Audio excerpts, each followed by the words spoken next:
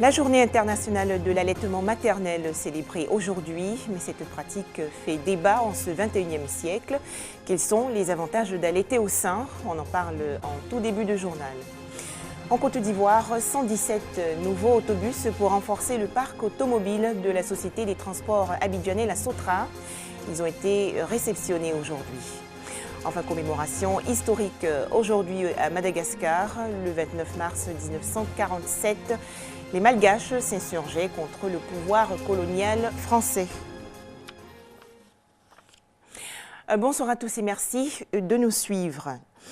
L'allaitement maternel est donc célébré aujourd'hui. La journée internationale de l'allaitement maternel vise à promouvoir cette pratique naturelle qui reste encore parfois décriée. En effet, certaines femmes hésitent à donner le sein à leur bébé en public, par pudeur notamment. D'autres, en revanche, pensent que l'allaitement maternel abîme les seins. En Côte d'Ivoire, heureusement, la promotion de l'allaitement au sein s'est intensifiée. Alors, quels sont les bienfaits de l'allaitement maternel? On en parle avec Astou Touré. L'Organisation mondiale de la santé recommande l'allaitement exclusif au sein durant les 6 premiers mois de la vie du nourrisson. Mais cela n'est pas facile pour les mamans d'aujourd'hui.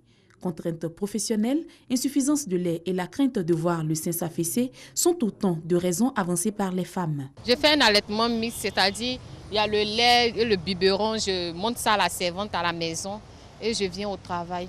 Ou soit je peux presser aussi le lait même maternel dans le biberon. Je ne veux pas que mes seins tombent, je ne veux pas que mes seins se fanent, donc je ne veux pas allaiter mon enfant. J'envisage d'être mannequin, donc je ne veux pas allaiter mon enfant. L'allaitement mixte expose généralement le nourrisson aux infections gastro-intestinales et à d'autres maladies conduisant souvent à des cas de décès.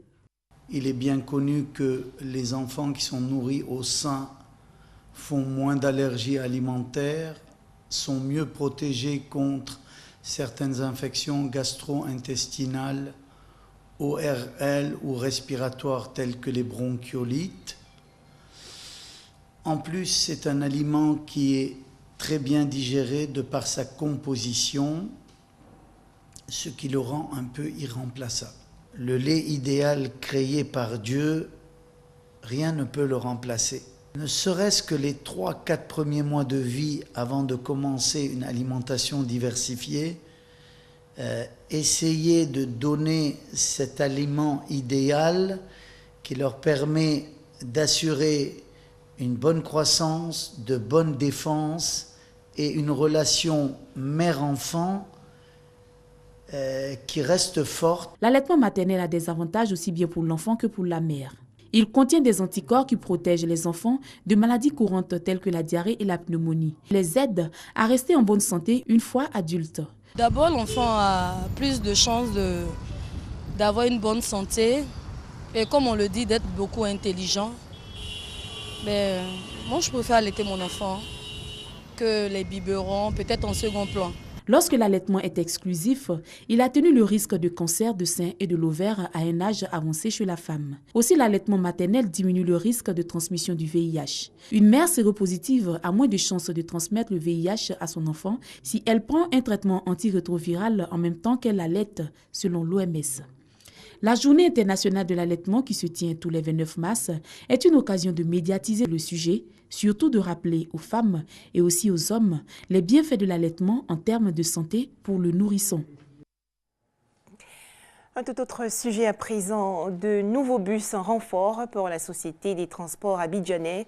La SOTRA a réceptionné aujourd'hui 117 autobus. Ces nouveaux véhicules vont ainsi mettre fin au calvaire des usagers qui éprouvent d'énormes difficultés à se déplacer à travers le district d'Abidjan. Aristide Guiraud, la mine renfrognée, est en attente d'un bus sur ce quai du campus depuis plus de 4 heures. Étudiant en année de licence à l'université Félix Houphouët-Boigny d'Abidjan, il doit se rendre dans la commune de Port-Boué, son lieu d'habitation. Depuis 9 h du matin, je suis là, j'attends le bus rentrant pour rentrer chez moi à Port-Boué. Il est pratiquement 13 h moins, il n'y a pas encore de bus. Tous les jours, c'est comme ça, pas de bus. ne rentres pas bien, tu ne rentres pas vite parce que le bus tarde. Et lorsque tu rentres tardivement. Tu ne sais pas quel temps prend pour te laver, quel temps prend pour manger et quel temps prend pour réviser. Donc ça veut qu'on arrive, on mange et on dort, on n'arrive pas à réviser. Vraiment, c'est très difficile pour nous. Difficile donc pour étudiants, élèves et travailleurs de se déplacer en bus. Tu as une composition à 9 h, tu vas d'un quai à 7 h du matin. Jusqu'à 10 h, tu n'es pas capable d'avoir un bus. Tu rates ta composition pour des problèmes de bus. Tu es obligé d'attendre à la deuxième session pour rattraper. Pour soulager les usagers de bus, la Société des transports abidjanais Sotra a décidé de renforcer son parc auto. 117 bus en provenance de l'Inde ont été réceptionnés ce mercredi au port d'Abidjan.